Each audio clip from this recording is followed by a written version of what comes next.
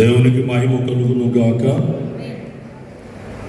ఈ దినము ప్రత్యేకమైన కార్యక్రమములో, అభిషేక కార్యక్రమములో మనం ఉన్నాము. ఈ అభిషేక కార్యక్రమములో ప్రాముఖ్యమైనది దేవుని వాక్యము.